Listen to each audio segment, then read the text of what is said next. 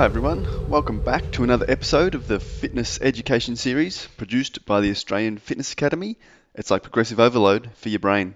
I'm your host, Tom Rock, and today's episode, thanks to Julie. Julie sent through this question and she wanted to know my recommendations for rest periods between sets, or what I would recommend for rest periods between sets. So thanks Julie for sending through your question.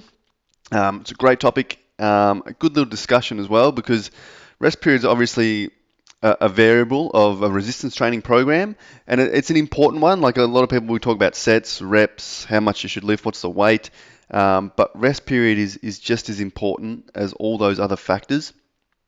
So it's something that you want to make sure, if you are a personal trainer or fitness instructor, you want to make sure you are prescribing and educating your clients about. And also in your own training, making sure that you're at least thinking about rest periods. It's good to keep it consistent if you can, or roughly consistent. If we don't think about it or we don't track it, it can sort of adjust or change the outcome of our program, or how effective our program can potentially be. So the idea of a rest period between sets is to allow us to recover so we can perform another set to add more stimulus or to stimulate muscle growth, hypertrophy, or strength. And that's generally, there's obviously, we won't talk about cardiovascular training today. That's sort of a different topic in terms of rest periods and sort of relates to energy systems and things. Today's going to focus on resistance training.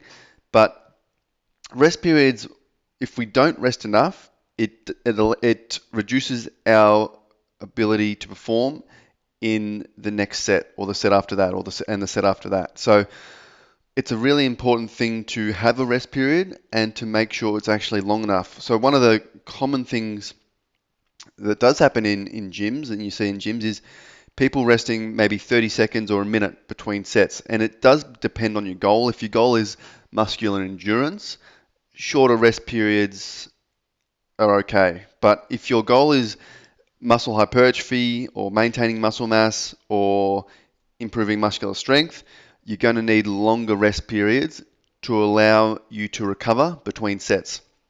So if I don't recover enough between sets, it's going to mean I can't lift the same weight. And due to that fatigue, I'm not stimulating the highest or the largest motor. You have motor units within our muscles. So the less fatigued I am, the more motor units I can recruit, and the greater the stimulus for growth, and the more weight I can lift, basically.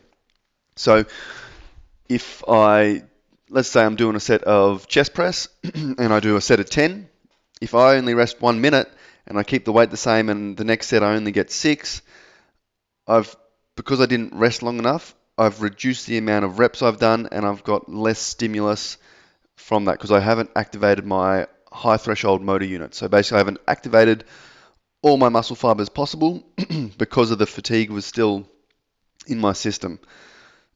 If I rest 2 or 3 minutes before my next set, I can probably get 10 reps again, or at least 8 or 9 reps with that same weight. So I get a lot more stimulus.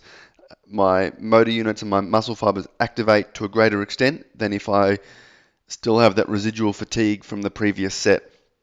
So when you're programming, it's important to keep these things in mind, and it can help you educate your clients on intensity as well, or exercise intensity. So if they are resting for, say, 30 seconds or a minute, and they can get the same amount of reps as their first set, and they do 3 or 4 sets, and they keep getting the same amount of reps, same amount of weight, and only rest 1 minute or 30 seconds or a minute, it probably goes to show that they're probably not pushing close enough to failure to maximize the stimulus of each set. So we can potentially up the weight and do the same reps and get them closer to failure. So you should be getting generally between 1 to 2 reps from failure. So if you do 2 or 3 more reps, that'd be you done. So that's your first set, and by the last set, you should be pretty close to failure on that last set. It doesn't have to be complete failure, but your last rep of that last set should be a little bit, should be slower and a little bit of a grind, obviously with good form. If it's not, you probably need to up the weight. And if you are sort of sort of grinding out that last rep on that second set or third set, and it's way less reps than you did initially in your first set, your rest periods are probably a little bit short. So generally, for sort of beginners, probably 2 minutes is okay. Again, resistance training, it's going to differ based on individual factors. So how long you, like, the more well-trained you are, the heavier the weight you're lifting and the more motor units you can recruit and muscle fibers you can recruit. So you probably need longer rest periods to recover between sets. For people just starting out or just getting back into it, you're probably okay with 1.5 to 2 minutes because you're probably focusing on technique a little bit, so your weight's not going to be huge, or in terms of relative intensity, you're not going to be pushing super close to failure or super close to your max. So you can probably get away with 90 seconds or 2 minutes. But once you're sort of getting comfortable with movements, your technique is good and you're pushing close to failure or closer to failure, 1 to 2 reps from failure, 2 minutes would be the minimum, and generally 3 minutes is good as rest periods. So that allows you to maximize the stimulus of each set. So really, you can do some warm-up sets, and then 2 or 3 sets of an exercise close to failure is going to be plenty to stimulate hypertrophy for your muscle growth. And then you can sort of periodize that over a bit of time and maybe get to 3 or 4 sets per muscle group. But again, that depends on training frequency, goals, and exercise selection that you've got all in the workout. So number of sets, we're sort of not going to touch on too much because that's a whole nother topic. But the rest period will, if you use your rest periods well, it can mean you don't have to do as many sets. So if you do 3 really good sets that are close to failure, you've had 3 minutes rest, you're going to have recruited the high threshold motor units on all those muscle fibers, so you get good stimulus, and you're done in 3 sets. If you don't, you can probably find people in the gym will be doing 7, 8, 9 sets for a muscle group and then sort of getting the same or less growth. It's because they're generally not going close enough to failure, or their rest periods are too short. So that intensity of those subsequent sets just has to keep dropping and dropping and dropping because of they've got so much fatigue build up. So rest periods are going to have a massive impact on how your sessions feel and the outcome of your sessions. So don't be afraid to have 2 or 3 minutes rest between sets, and make sure you're pushing your sets close to failure. So that's probably sums up my thoughts on rest periods. It's definitely an individual thing that you need to tailor to your clients or yourself, and it can change depending on a lot of things. Like obviously 3 minutes is, let's say, ideal, and let's say we want 3 minutes rest period.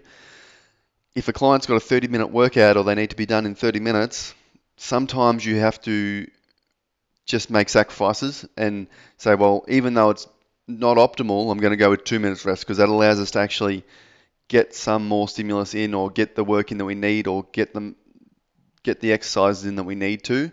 So sometimes you have to make these little allowances in your programs, because even though we know something else is optimal, based on different circumstances, it doesn't work, and that's okay. So it's good to know what's optimal and what's going to be good. But if we have to make adjustments based on other factors, that's something you've got to do. And you can still get good results based on that, but you've just got to understand what the difference is going to be and maybe try counter that some other way. I think it's also important to consider the size of the muscle or muscle groups that you're working in exercise when it comes to rest periods. So if I have to shorten my rest periods based on session length, and I've only got 30 minutes or 45 minutes, and I've got to get out of the gym, whether the client's got a session time that they've paid for, or it's your own training and you've got to get to work, or it's after work and you've got to get home, whatever it is, we just don't have endless time to just be in the gym resting. If you are sort of looking to just make those allowances and shorten those rest periods, consider doing it for the smaller muscle groups. So generally we start training sessions with larger compound movements like squats, leg press, or bench press, or seated rows, or whatever, our large compound movements. And then towards the end of the session, we should be doing our isolation stuff, bicep curls, triceps, core, all those sort of things that are sort of smaller muscle groups, and they're there for some stimulus and to help us out. But because the muscle groups are smaller, you can potentially get away with, instead of 3 minutes rest for your bicep curls, maybe that's where you can make that allowance and go, okay, I'm going to have a minute and a half or 2 minutes. It's a smaller muscle group. It should recover. You've already got a bit of fatigue in the system based on your overall session. Get some work in, get a couple of good sets close to failure, but have that maybe minute and a half, 2 minutes rest if you need to make that allowance, because smaller muscle groups will recover generally a little bit quicker than the larger muscle groups. So that's something to think about as well. So while 3 minutes is optimal, it's not always practical. So it's always that balance between practical and optimal. So doesn't mean every client has to have at least 3 minutes rest between sets of every exercise. Sometimes that just doesn't work. Even warm-up sets, it doesn't need to be 3 minutes between warm-up sets. Warm-up sets might be one minute, maybe two, depending on how heavy they are. But yeah, warm-up sets don't need to be. It's those sets, working sets that we're taking close to failure. You generally want it 2.5, if not 3 minutes is great between sets to allow that recovery. So your next set, you can maximize the stimulus again. Again, if we don't rest enough, that's going to affect our ability to stimulate muscle growth or muscle strength and get those adaptations that we're looking for from our resistance training. Anyway, guys, I hope that gives you a little bit of my thoughts on rest periods and what you should be doing and how it affects what's happening in your training session. But it will affect how much we can lift on exercises on subsequent sets, and we don't want to be reducing that based on not having enough rest. So maximize the sets is good, rather than reducing the rest and just doing endless sets or not hitting that weight that we're possible of hitting. Use your rest periods well, maximize your working sets, and then if you need to save time, look to do it when you're doing those smaller exercises, isolation exercises at the end of your program.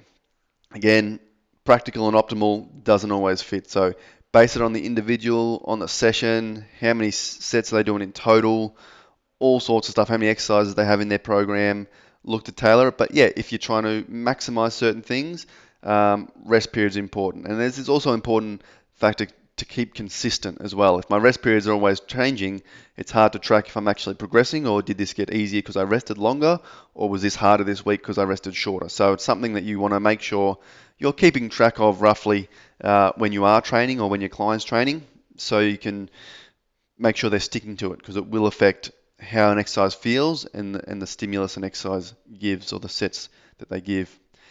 Anyway, guys, if you have any thoughts on that, on rest periods or how they're applied, or if you have any other questions or topics you'd like me to cover, send me through an email at tom@afa.com.au. Definitely happy to answer any questions you guys have or discuss any topics that you guys have. If you see something in the gym or online, shoot me through your idea or your thought. And yeah, definitely happy to have a chat about anything you guys would like to hear. Have a great weekend, everyone, and I'll talk to you all soon.